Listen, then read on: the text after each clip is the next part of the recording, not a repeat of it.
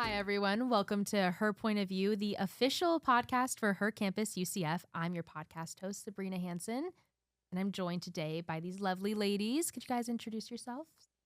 Hi, my name is Kayden, and I'm the vice president of Her Campus. Hi, my name is Dayna, and I'm the president of Her Campus. Hi, my name is Kendal. I'm currently a staff writer, but I was the former editor-in-chief of Her Campus. Okay, guys, and what has been like your song on repeat as of late? Okay, Lauren Spencer Smith, If Karma Doesn't Get You, I Will. Oh, It's been a good song. That's nice. I'm going to say Anything by Megan Thee Stallion. Very relevant. Very relevant. Queen, love you. Sending thoughts and prayers. Sending lots. That's what I was thinking. I have to say Landslide by Fleetwood Mac because I'm in my sentimental, nostalgic phase. Oh, Yes. I love that. Yeah. I'm going to say Numb by Rihanna featuring Eminem, but like I kind of turn down the volume on the Eminem part. No shade. Don't Shady? Get it? Slim Shady? Don't. Yeah, no shade, Slim Shady. So, yeah, we're so excited to have our second episode of this podcast. You know, this podcast is a space for real conversations about college life, careers, growth, and everything in between. Each member to share experiences and different perspectives on what it's really like navigating this stage of life. So let's get into today's topic, which is women's health. That's a lot. Like, is anyone willing to describe their first ever period story? Ooh, I don't feel like I have an interesting one. When I got mine, I had like family over. Like my entire family was visiting. I don't remember what it was for. I guess it was like for a birthday or something. But I remember like I went to the bathroom. I saw something pink and I said, "What the F is that?" And so I called my mom over and she was like, "Yeah, that's her period." And then I was like, "Okay, great, awesome." It really wasn't like too scary, but like I came out and I had all of my female family members were like congratulating me for something. And I was like, "Oh, right. Yes, right. Okay, yes." It was really weird. Like the entire house knew within the first 2 minutes of me telling my mom. So nice. that was kind of fun. How old were you? Probably like 12. What about you? Me, I was 12, but I was visiting my grandfather in DC. And so if you don't know, when you start your period, you may not always start with blood. It may just be like brown spotting. So I technically started 2 months before and didn't know, but like figured it out, got some pads. So I did have pads on me, but my first time bleeding was in DC and it was the hottest day of the year and we were going to the zoo on a walk and I was cramping so bad. There was blood all on the white sheets. And I was with my grandfather. Yeah. And so I didn't tell him. And so he just thought I was a little overweight. So he was like probably thinking that's why I was struggling so much in the heat and just like not athletic. And gosh. I didn't want to tell him I started my periods. And then I left the next day and we've still never talked about it to this day. What about the white sheets? I'm sure my Larissa, my babushka, his wife, like I'm sure she cleaned it and figured it out and did the math. But I just remember like it smelled so bad and it was like pure red and there was so much. And I just dealt with it. Was it scary for you? It was scary just because I wasn't expecting how much it was. And like I said, the smell was bad. And then I was just, again, like in a home that I wasn't used to, away from my mom and like didn't know how to talk about it. How am I going to talk about my grandpa, my literal grandpa? You're like, "Grandpa, like I have a valid reason, please." Yes. And then the cramping, like I already had chronic back pain. So I think at the time that's just what I thought it was. But now I know like, no, that's just period cramps. Yeah. And Kayden, can you explain, you seem so knowledgeable on the topic. Can you explain what your major is as well? Yes. So I'm a biology on the pre-health track major. So hoping to go into medicine right now. Your doctor in the house? Yes. Yeah. Yes. All right. Well, Kendal, you actually wrote an article about pap smears and especially getting one here at UCF. So can you just kind of go into why you're like, well, I need to get one, and why you wanted to write the article about it? Yeah, so actually one of my goals for the new year, and I don't like to say New Year's resolutions because I feel like that has like some sort of like stigma to it, but like my goal for the new year was to kind of like put my health first. And that meant a lot of different things. That meant going back to the doctor. It meant getting blood work. It meant checking up on everything, and also getting a pap smear because I am 21. So for those of you who don't know, you are recommended to get pap smears if you're 21, starting regularly, or if you're sexually active. So that was just something that I needed to do based on like my age and my goal to meet like those health goals. So I went to get a checkup here at UCF, so just a well visit, and the doctor was like, yeah, like you're old enough, you probably should go. That's something you need to be doing. And she recommended I go in UCF because they've done so many first pap smears. Like if you think about it, like they probably, like not everyone, obviously. A lot of people turn 21 in college, or they try new things in college that might lead to them needing to get a pap smear. So she recommended that I go to the department on campus because, for one, it was all women, and they were very experienced with first-time pap smears. So I was able to schedule an appointment online for literally the next week. It was super fast. And it was a really quick appointment. They got me in and out, and I felt totally comfortable because I just trusted that they knew what they were doing, because it was like my first time getting one, and they were used to giving those first time ones. So yeah, that's a little bit about how I got into the room essentially. But I wanted to write an article because I was actually talking with, I think, Kayden and Dayna about the fact that I went and got a pap smear. I was like, guys, I'm a big girl. I went and got my pap smear. And they were like, oh, that's so scary. Or someone was like, that's so scary. Like, you should. Kayden just looked at you. I just looked at Dayna. What did I say? Because I had already gotten mine at that point, and then we were all in the same group chat, and Dana's like, no. Yeah. I don't know. Yeah. And so I was like, no, it wasn't scary. I was like, it didn't hurt at all. It wasn't even really uncomfortable. Like, obviously, it's not comfortable when you put a tampon in or do something like that. It's not great and comfortable, but it didn't hurt. It literally hurt less than a tampon does occasionally. And I just wanted to write about it so other people would feel comfortable doing it, and also so they would do it at UCF before they graduate, because it's also just a $6 lab processing fee because of our like health fees that we pay, which if you do it off like at an external provider, if the insurance doesn't fully cover it, it can be like $40 to $100. So that was something that was really cool that UCF provides, and I wanted to take advantage of that before I graduate. That's another reason, because I'm graduating next month, so I wanted to make sure I got all of those things checked off my to-do list, I guess. When I started writing the article, I also I researched the history, obviously, of the pap smear, and found out that a Greek researcher, like he was a man, actually, he did a lot of research in gynecological, Yeah. gynecological Wow. gynecological like health, and did a lot of research, but it was actually his wife who invented the pap smear. She was the one to give her like a swab test every single day. Like, she gave herself a swab test, and like literally recruited her friends to do it too, to contribute to research. So it was really cool to learn about her, especially in Women's History Month. So I wanted to tie women's health into that. Yeah. No, I really enjoyed your article, I think. And yeah, I loved like you shouting out that fact at the end, because, and you said, I think you were like, this is unsurprisingly, or surprise, or Yeah, I said like unsurprised, like shockingly, but like not surprisingly, like disappointed but not surprised, I guess. Yeah. Is a good sentiment of, yeah, even though this is named after the man doctor, it's actually his wife. And I think you had a lot of great information too, because I didn't realize. I really love our health services department here at UCF, and they really do offer so much. And so it was very inspiring. And I am someone I turned 21 2 months ago, and I have not got the pap smear, and I am a bit nervous. And reading that article made me feel like I can do this. It's going to be okay.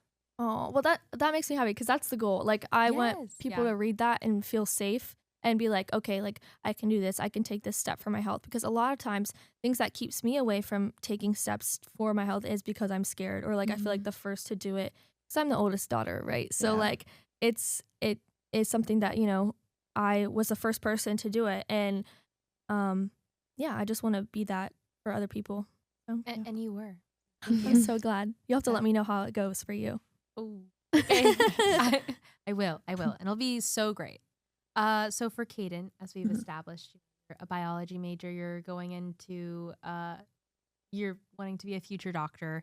Was there anything along your period journey that inspired you to go into this field, or anything that, just with your health as a woman, that continues to keep you going in?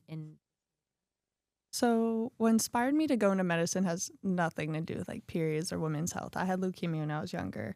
And so that's my biggest inspiration, is because I was misdiagnosed for a year by doctors who were overlooking my symptoms essentially and just stereotyping my mom and myself. And so when I got older, I started researching more about leukemia. And when you're 5, telling your classmates I have leukemia, they're like, what's that? And so you get really good at like talking about this medical stuff. And then I really loved educating myself and educating others. And so I guess that's always my big motivation in going into medicine even now. And so women's health is like an area that I want to learn more about and possibly pursue because of people like you, Kendal, who maybe don't go to the doctors because they just don't know. And I don't feel like it's fair for anyone's health to be negatively impacted because they are not educated. And awareness, I say, is always like the best form of prevention and risk management.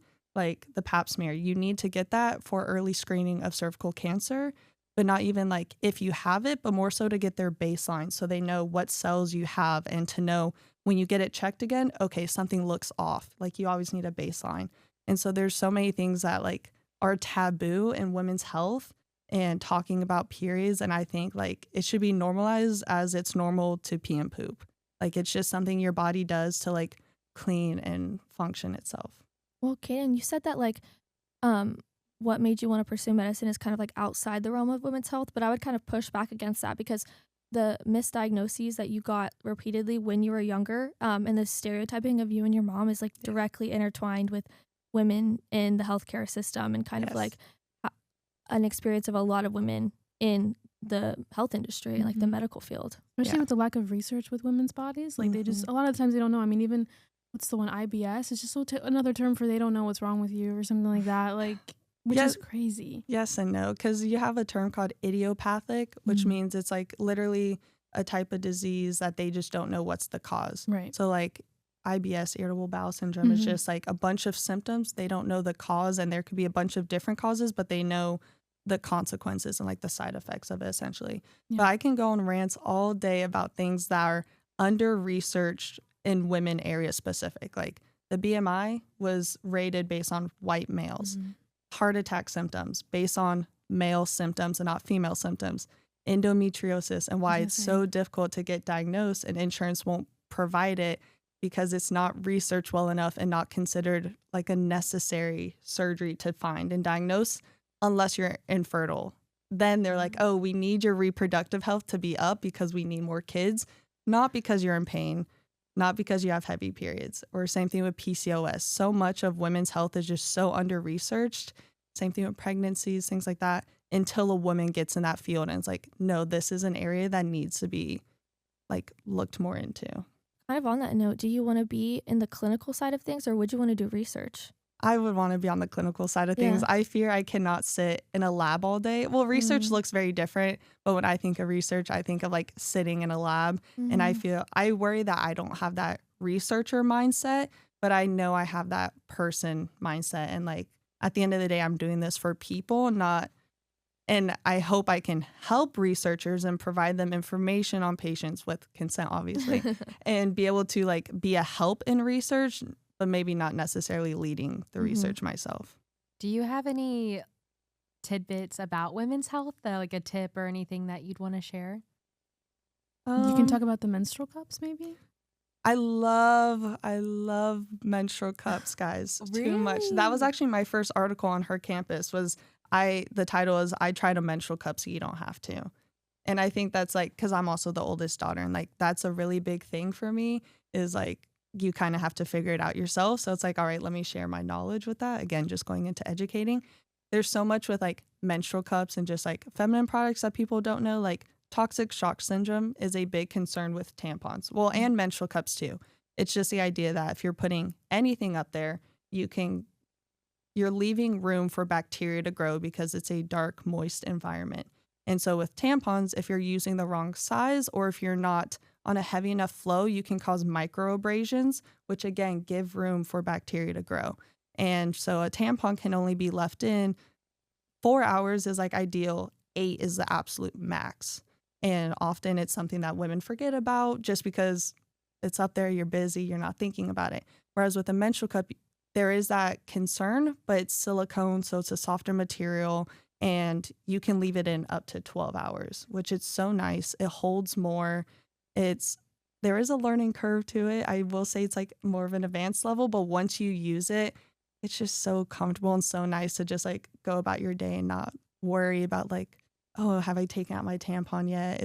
It does leak, but not as crazy as I feel like a tampon does. I use my menstrual cup, I put it in before I leave, and I can come home, take it out, wash it, and reuse it. I don't have to worry about buying more tampons. And that's also the really nice part.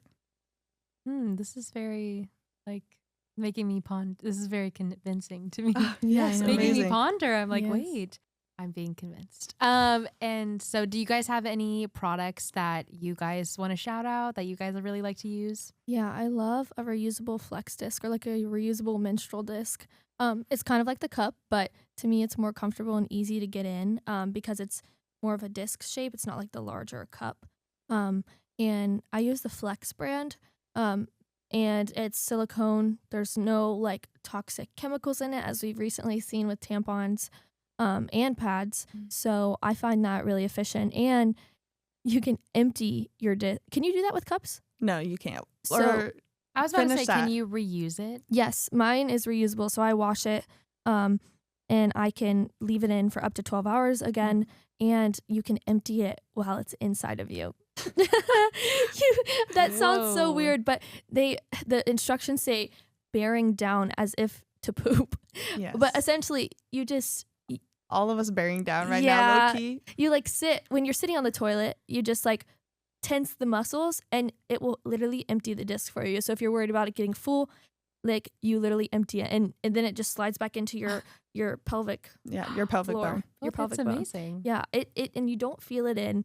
You literally, it doesn't leak Mhm. as bad as a tampon. I still wear a liner just because like I'm paranoid, but like it doesn't leak, it doesn't hurt, and it's like the best thing that ever happened to me because you don't have to buy new stuff and you don't create waste either. So That is Wow. amazing. Well, all of us are very busy women, but Dayna, you know, you're very on the go with being, What time? yes. So what's a product that you really like, especially being on the go, that you're like, I have to say I'm not as advanced as you guys. I have been on my tampon and pad game for years. I really have to get into the disc. That sounds really amazing. And the menstrual cup as well. But no, for me, it's always like, and honestly, barely tampons. Like I am such a pad girly because it's so easy. And I also think my mom didn't really use them as much. So like I was never really like super into it. And so I've always been pad. But like in terms of products with like cramps and stuff, I always have like painkillers on me. So like Aleve is my favorite. That always works for me because it's 12 hours of no pain. And then I always have a heating pad. Always, always, Love a always. heating pad. I love a heating pad. That will save me. And I have like the one that's like, you plug it into the wall. It's not the one that you put in, like the microwave. Like that's some amateur BS, guys. Get the ones that plug into the wall. You can change the temperature, put the time on, and it's like the best thing in the world. So that's always something that I keep on. Even if I'm going on vacation, like I'll bring that with me because the cramps get really bad for me sometimes, and it's also very random. Like I don't know about you guys, but I have pretty regular periods, but the cramps are very irregular. Like for me, it's either I'm on the floor about to vomit or I'm like completely fine. So it's kind of really weird. But no, yeah, I'm pads and heating pad all day. amazing. Yes. So I do have more questions and I do want to ask them. And but so have you guys ever had anyone make an uneducated comment or like, to be honest, just a comment that made you upset about periods or women's health? Like just really shows that they don't understand what women are going through. It could be a woman or a man or anyone. Yeah. I once had a guy tell me that like being constipated was worse, like not being able to go to the bathroom, and I was like, I was like, oh, so I didn't realize you were bleeding out 24/7, and you have cramps, and you're having hot flashes, and you feel nauseous and lightheaded and dizzy and sick. And your joint boobs hurt. pain. Oh, your but you boobs can't- hurt. Oh, but you can't poop. Got it. Yes. No, but Got imagine your period and then maybe TMI, but there's that constipation. There's also diarrhea. So imagine like Yes. double constipation. No, literally. Yeah, for me, like the first day is the worst. It can kind of Mhm. vary. To me, I'm like, that's like a valid sick day or whatever. agree. Because you can't stand, like standing and you're like, ugh. I constantly have to like bend my back. Yes. Like I can't. I agree. I think we should have a day off work. And for me, the first day is also the worst. Like always, I have the heaviest flow, Really? worst cramps ever. Yeah. Guys, thank you so much for being here today. Did you guys, while we're wrapping up, did you guys have any concluding thoughts you wanted to share?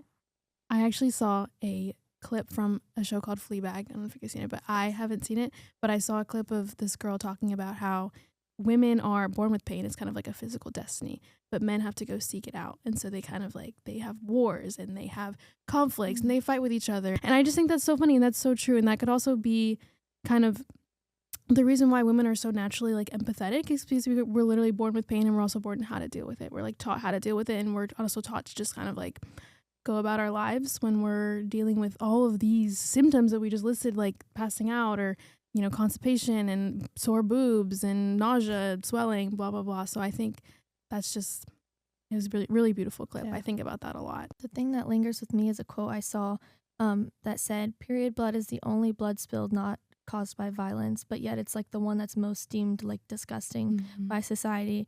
And I was just like, wow, Yeah, that's so true. I love it. I guess my final thoughts is like, I don't want to just sit and like hate on men because I could easily hate on men for like not understanding. But I also feel like there's so many women out there who also don't understand their own body, don't understand what's going through with them. And that's like cultural, societal, like it's just women's health should not be taboo. Like we are just as important. Like you said, we're born going through pain. Period blood is not dirty blood. It's not even more disgusting than any other blood out there. And it's such a natural thing. And so I just hope everyone goes out, educates themselves on the menstrual cycle, men and women alike. This was such a beautiful conversation. Thank you guys so much for coming in today and having it with me. Thank you all for tuning in to our second episode of Her Point of View. If you enjoyed today's episode, please make sure to subscribe to our YouTube channel and follow Her Campus at UCF on Instagram and TikTok to stay updated on future episodes and events. We'll see you guys next time.